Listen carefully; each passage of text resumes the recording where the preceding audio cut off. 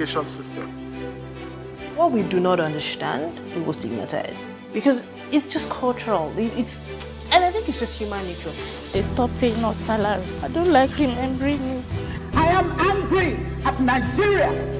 I'm angry at this government which seems to be letting us down. I'm angry at us as a people.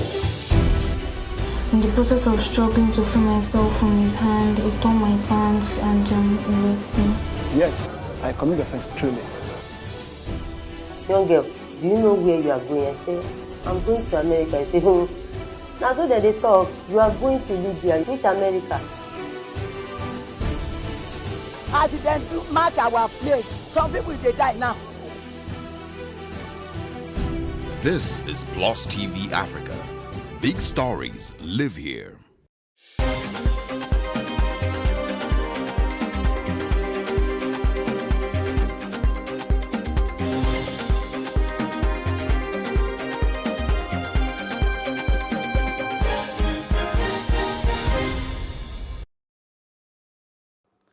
Thanks for joining us on Plus News Update. I am Annetta Felix.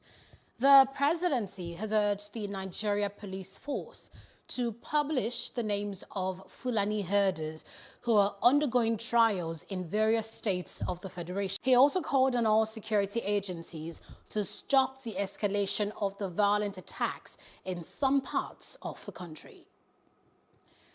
Ogun State's government has sent a delegation of top government officials and representatives of security agencies to areas affected by the farmers' herders crisis in the state.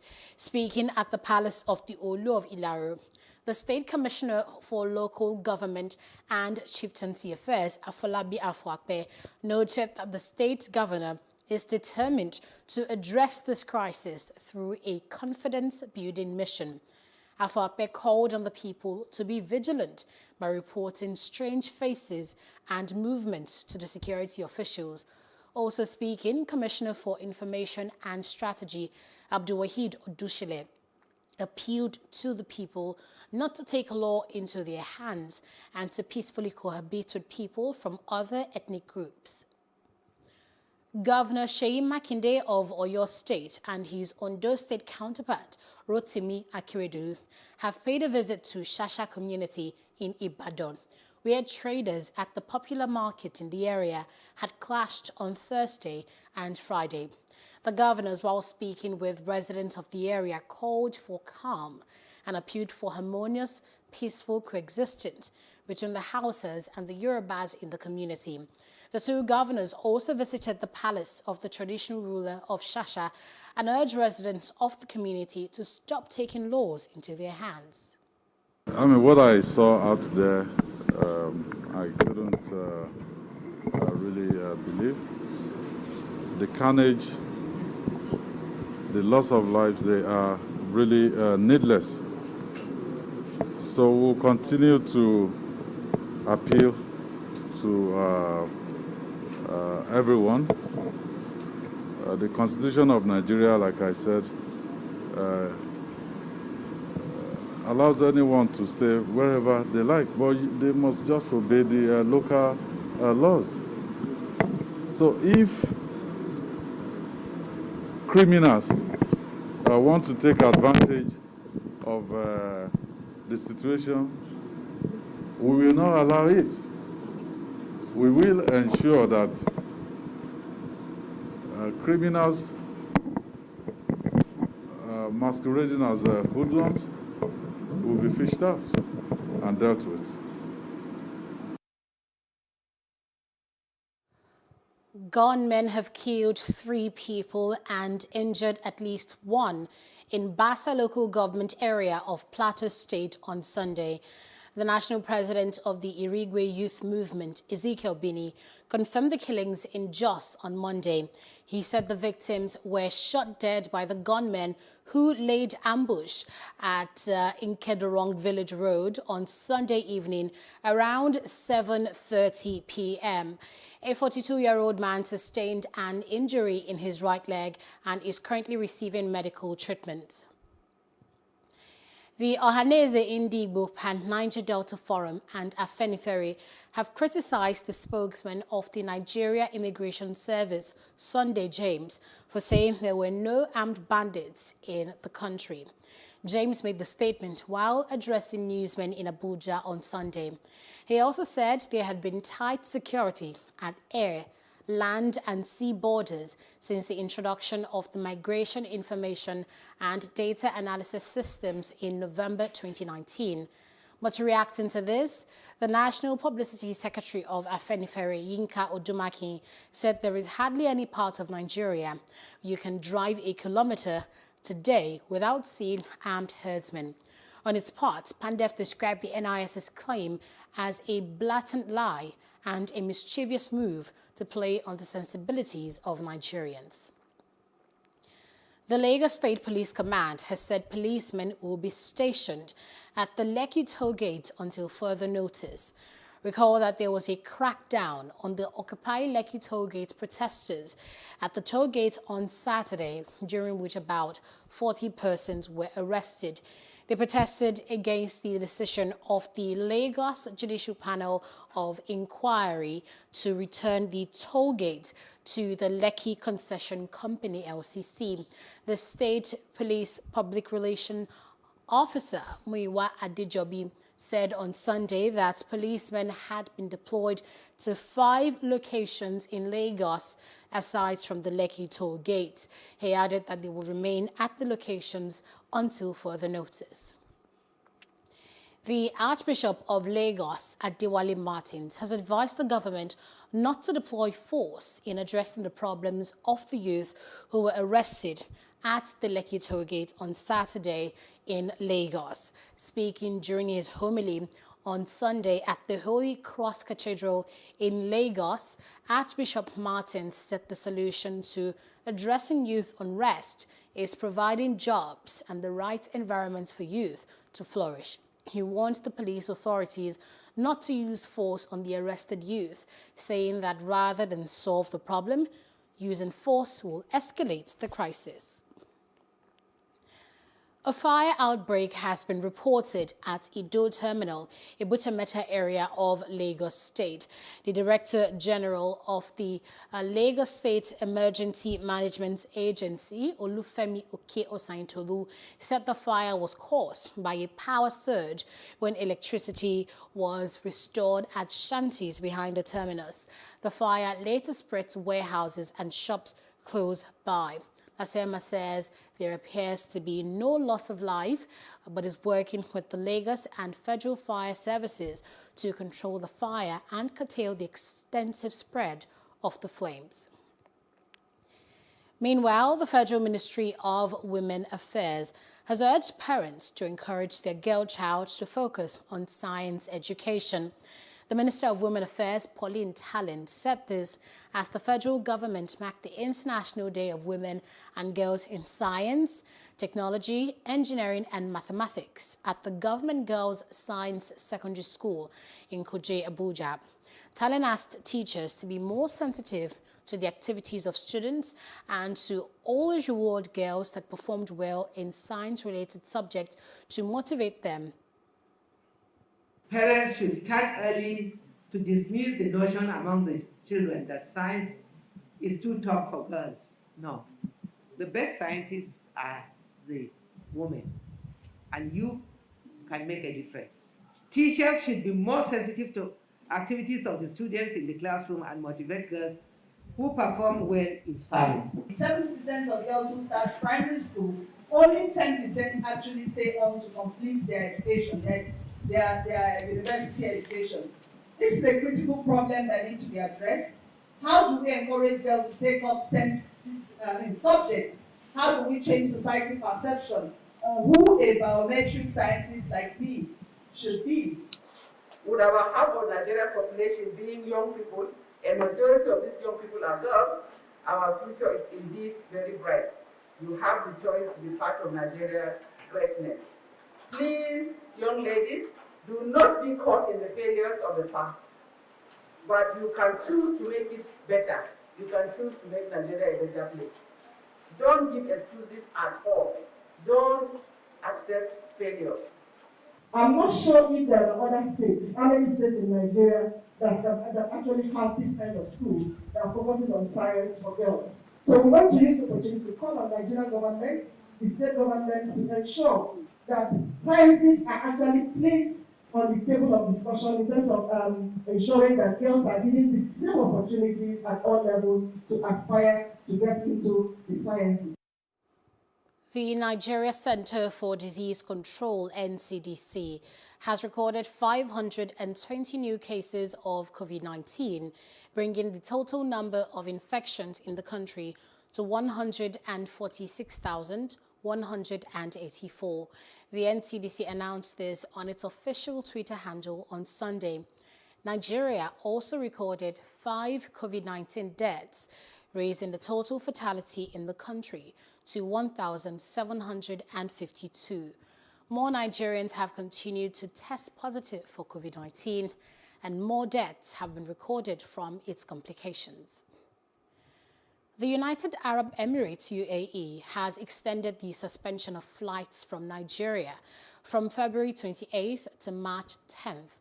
The UAE Aviation Authority said this in its updated travel protocol posted on its website on Sunday. Recall that Emirates suspended its flights a few days after the federal government sanctioned the airline for introducing the rapid antigen test as a requirement for Dubai travelers, which is against the Nigerian negative PCR requirement. Though the ban was lifted after Emirates announced the withdrawal of the test, the airline suspended all Nigerian flights and only allowed flights from Dubai to Nigeria. In other parts of Africa, South Africa's embattled former president, Jacob Zuma, has yet again failed to appear before a judicial panel probing corruption during his 9-year tenure. 79-year-old Zuma refused to comply with the order from the Constitutional Court, which ruled last month that he has to appear before the panel this week. In January, the court also ruled that Zuma has no right to remain silent during the proceedings. The ex-president, however, accuses the Commission of bias and has demanded that its chair, Deputy Chief Justice Raymond Zondo, recuse himself from the anti-graft inquiry.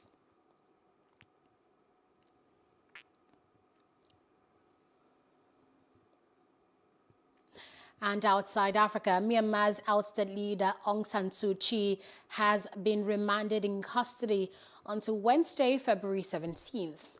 Her detention was due to expire on Monday, February 15th, but her lawyer announced the change on Sunday. Meanwhile, protesters up till today have begun gathering again to demand her release and an end to military rule. The February 1st coup and the arrest of Suu Kyi and others have sparked protest in Myanmar in more than a decade. Security forces in Myanmar deployed armored vehicles in major cities 2 weeks after the military overthrew Suu Kyi's government, detaining her on charges of illegally importing 6 walkie-talkie radios. In business, former Nigerian Finance Minister Ngozi Okonjo-Iweala looks set to be confirmed on Monday as the first woman and first African leader of the World Trade Organization. The WTO has called a special General Council meeting, and Okonjo-Iweala is expected to be formally selected then as the new Director General of the global trade body. U.S. President Joe Biden strongly swung behind her candidacy shortly after the only other remaining contender, South Korean Trade Minister Yoo Moon-hee, pulled out. In entertainment, multiple award-winning American singer Demi Lovato has announced that her new album will be released soon. The news comes less than 2 weeks after she released her latest single titled What Other People Say. There is not an official confirmation yet as to what the date of her album may arrive, nor the new project, but it will serve as Lovato's first album since 2017's Tell Me You Love Me.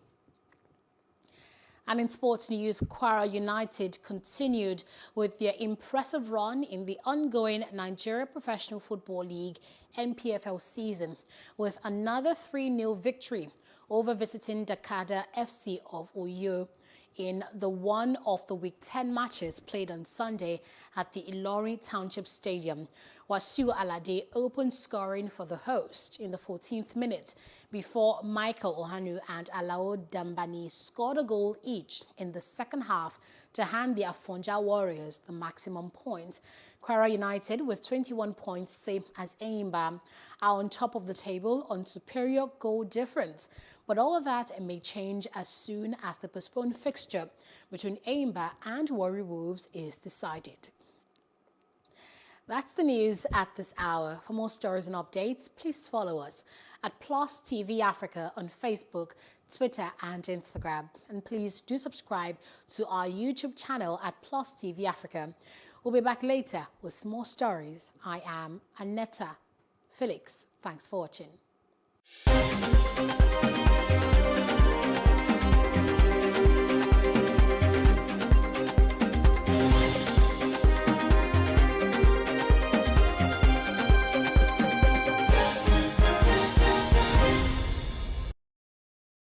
What is business resilience?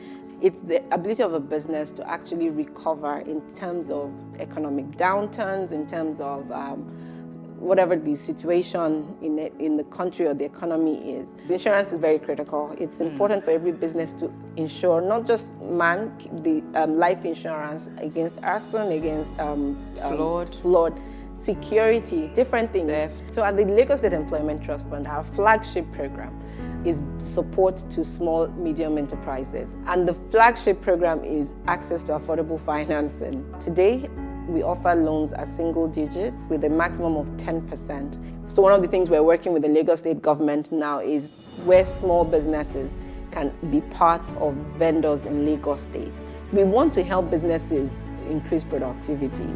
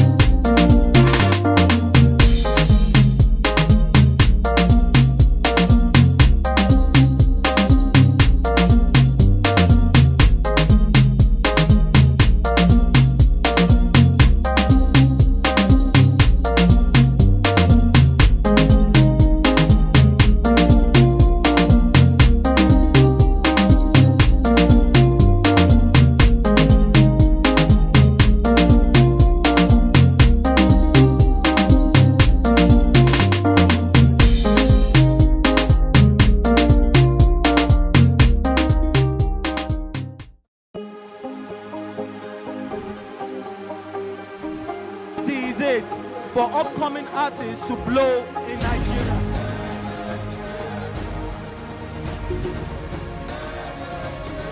Welcome to Plus Trending. I am Bookie November, your host, saying thank you for joining us on today's episode. Welcome back. It's tea time on Plus TV Africa. Practice makes perfect. I'm not perfect yet, but I'm a lot better than I used to be. He's a king. He's entitled to marry 100 if he wants to.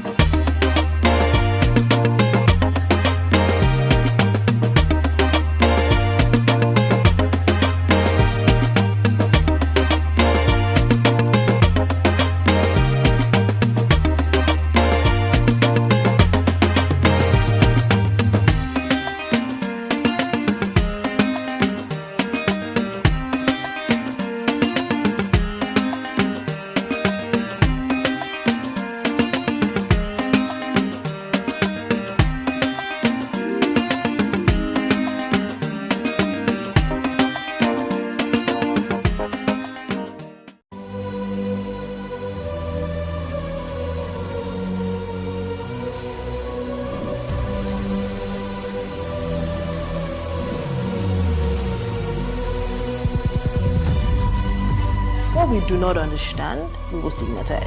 What you can see is the remaining of the tanker that exploded. The suspect equally confessed.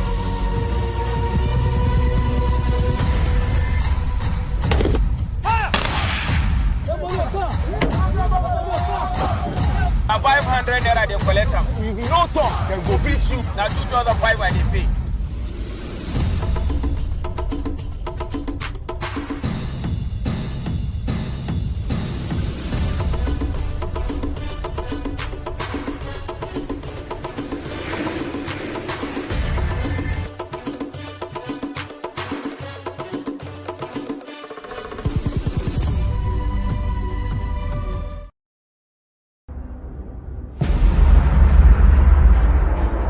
Comic Republic is a Nigerian startup where we tell African stories. We push the African narrative forward through a traditional art form that is popular all around the world, which is comic books.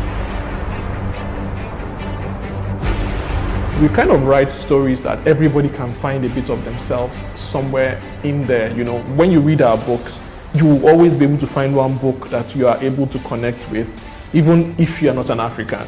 It's not just for Africans alone, but it's the African narrative. That's really what we do. We take the process of telling our stories, you know, making our comic books engaging. We do it professionally and we take it as a business. We're growing bigger every day.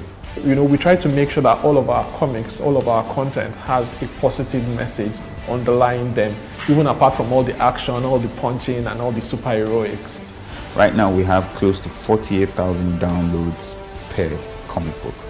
We get between 5,000 to 7,000 unique visitors every week. Nigerians have been really excited to see people in Nigeria creating heroes from Nigerians, telling Nigerians that we can be everything we need to be if we only try. The comic business actually has a wide range. One of the major things that actually helps us to move forward here is the fact that we are more than just a team, we're a family.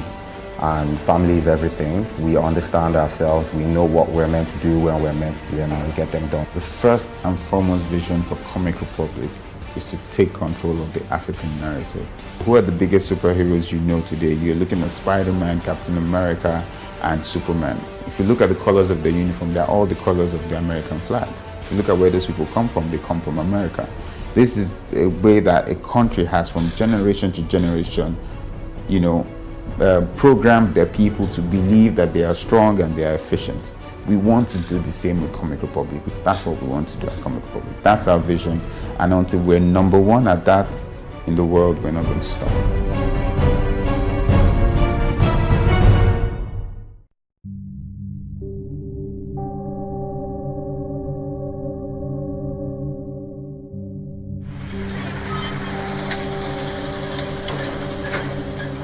Lagos, the commercial capital of Nigeria with 351,861 hectares of land, is the authentic home of every tribe and tongue in Nigeria. The state, though small in landmass, is controversially the most populous state in the country. One of the neighborhoods in the state is Obalende, located in a Tiosa local government area.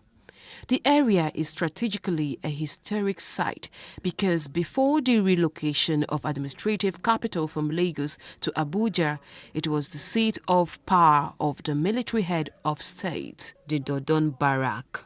Historically, a Royal West African Frontier Force, predominantly Hausa men, were initially camped on the land where the famous King's College is situated.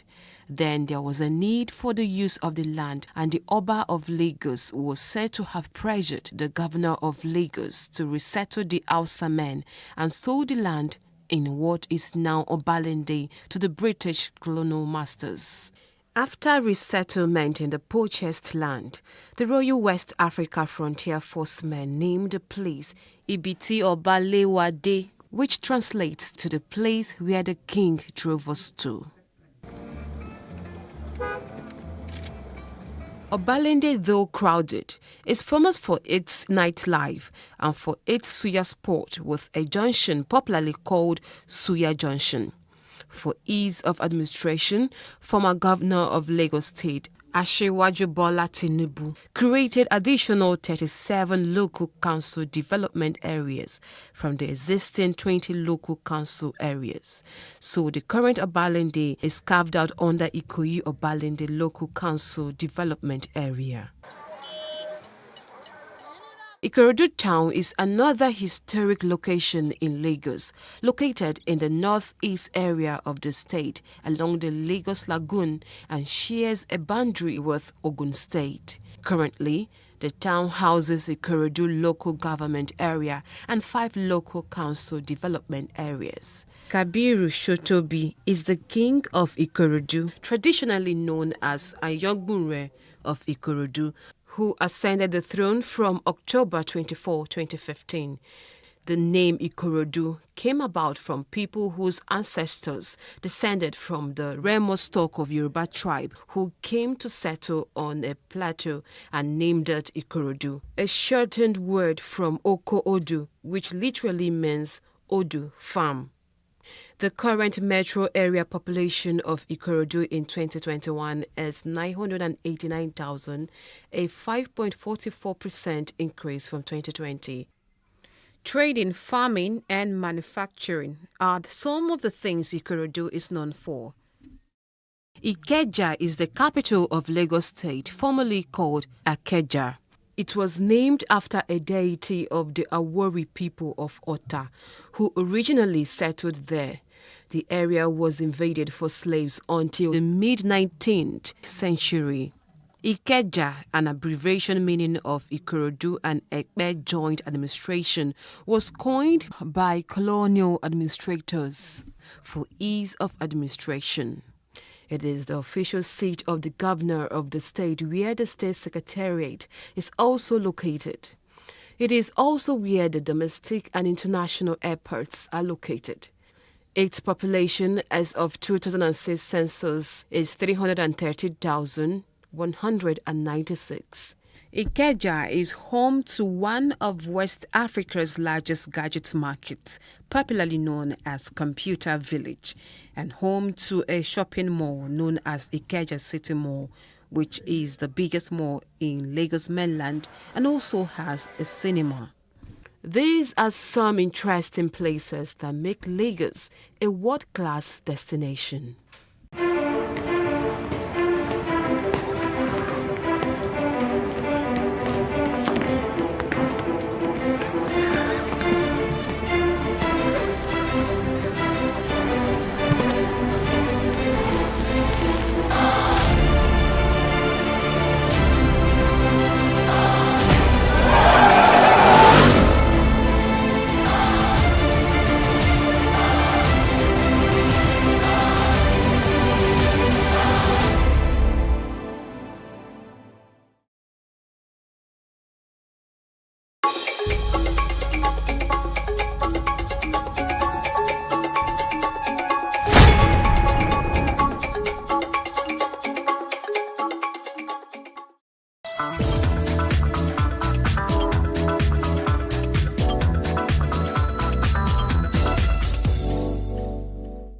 What's going on, guys? Welcome to VOA's Red Carpet. My name is Jackson Vunganyi. I want to thank you for joining us today on the show. As always, right here on Red Carpet, we bring you the latest in entertainment news, in film, in fashion, and television from around the world. And with that said, let's get on with the show. And we begin in Burkina Faso in Ouagadougou, where delays to Africa's biggest film festival that was launched in 1969, that is FESPACO, has brought scores of actors, writers, directors, producers, and film lovers to Ouagadougou every other year. Organizers are postponing festivities that were scheduled to begin later this month because of concerns over the coronavirus. And while Senegalese-American artist Akon moves ahead with creating a $6 billion city in Senegal, his wife, Rosina Neguse, is investing $12 million in Uganda's entertainment industry. As president and CEO of Zana Entertainment, Neguse says she chose Uganda because she was looking for a hub to the Africa Hollywood. America became America not because of agriculture, but because of entertainment industry. Negusi says, if we bring entertainment, whether movie, music award every year, Uganda can become the home of the entertainment industry.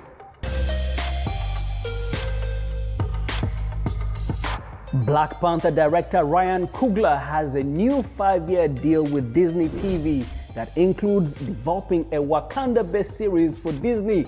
With Black Panther, Ryan brought a groundbreaking story and iconic characters to life in a real meaningful and memorable way. In a statement, Disney Executive Chairman Bob Iger said that with Black Panther, Ryan brought a groundbreaking story and iconic characters to life in a real, meaningful, and memorable way, creating a watershed cultural moment. He added that we are thrilled to strengthen our relationship and look forward to telling more great stories with Ryan and his team. To say Wakanda forever, or at least Wakanda for now. And up next, we have a story of Alexander Joe, a Zimbabwean-born veteran photographer in Madagascar who began his career capturing black and white images of people from all walks of life. In this episode of Our Picture Africa series produced by my colleague Betty Ayub, Joe shares the stories behind some of his favorite shots.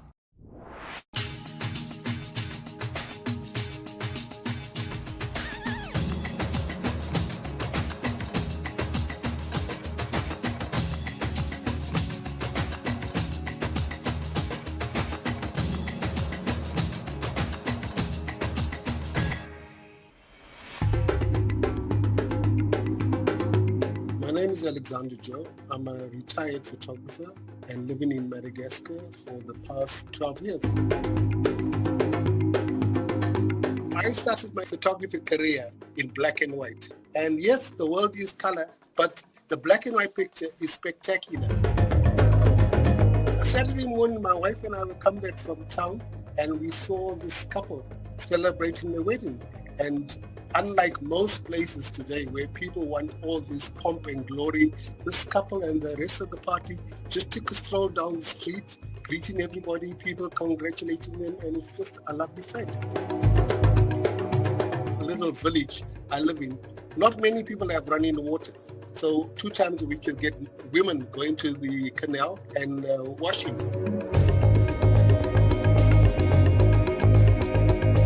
A lot of people fish in the canal for personal consumption and sell in the market. In there in particular, you'll get 2 sisters who are fishing. They went fishing early in the morning before going to school. They'd fish for crayfish, take them to the family take them to the market, and the girls would go to school. In my work, I have a soft spot for children and women.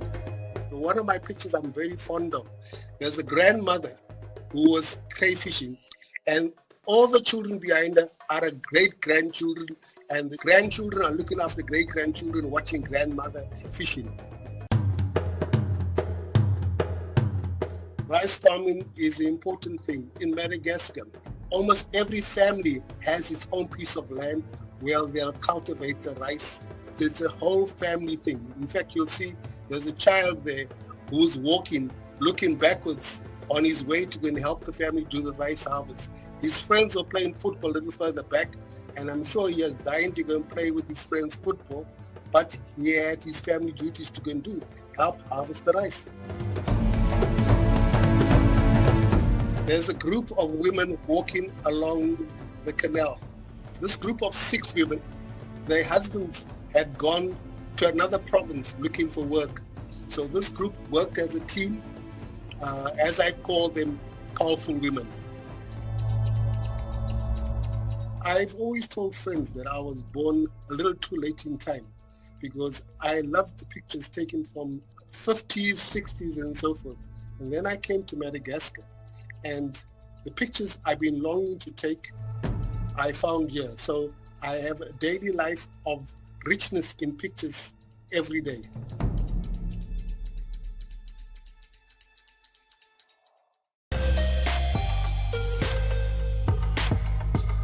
Kenyan comedian Elsa Majimbo's videos may have gone viral during quarantine, But it's a special shout out she received that has gotten her feeling really special. The one and only Rihanna posted a video of Majimbos on Instagram with the caption, "Me talking to myself in quarantine." The 19-year-old shared her excitement on social media, writing, "The fact that Rihanna has 3 reels and I'm one of them, me watching a video I made for the 30th time, cause it's on Rihanna's TL. And you know that if really shows you love, you have really made it big." And let's get into some film. The year 2021 looks to be the year of women, with dozens of film and TV shows by female directors released every week. Many are already Oscar contenders. VOA's Penelope Pulu has our story. Whisper something in your ear. Promising Young Woman, a dark comedy by director Emerald Fennell, follows 30-year-old Cassie, a once promising medical student, on a mission. Every week, I go to a club. I act like I'm too drunk to stand. And every week, a nice guy comes over to see if I'm okay. You okay? You are so pretty. Pretending she's drunk and helpless, Cassie lures sexual predators and punishes them. It's payback for the death of her best friend, a victim of sexual assault who killed herself in college 10 years ago. 10 years later, and she's still living very much in the center of the trauma of what happened to her, but she's trying to find a way through it. And her way through it is to sort of, one by one, correct injustices. Carey Mulligan says the film exudes a subtle horror. It is not the extremes and the absolute worst violence that is experienced by women, or the worst violations. It's the really subtle stuff that we've just become so used to in our society. The film is receiving buzz for Oscar nominations.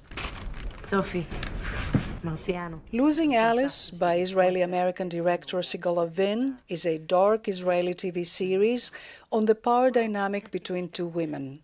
Alice, played by Israeli actress Ayelet Zurer, is a 40-something filmmaker juggling life as an artist, a mother, and a wife.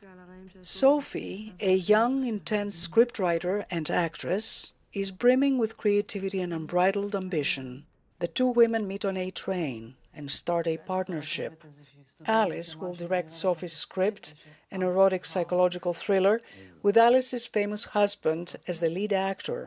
Actress Ayelet Zurer says this sexual triangle runs more like an existential story about the price female artists are willing to pay for creativity and success, about the power play between older and younger women, and about women's unapologetic goal to have it all. A woman has to do something awful to save her kids, or something questionable to save her kids or her marriage or something. It has to have a reason, otherwise we can't forgive her. But in this case, what Sigal has done is that she does it for herself, just because she wants to.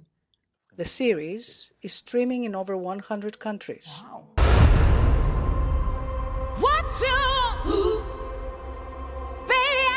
Oscar-winning actress and Grammy-winning singer Jennifer Hudson brings Aretha Franklin on the large screen in Lizzle Tommy's biopic called Respect. The film follows the rise of the Queen of Soul from her childhood as a choir singer to her international superstardom. Penelope Pulu, VOA News, Washington.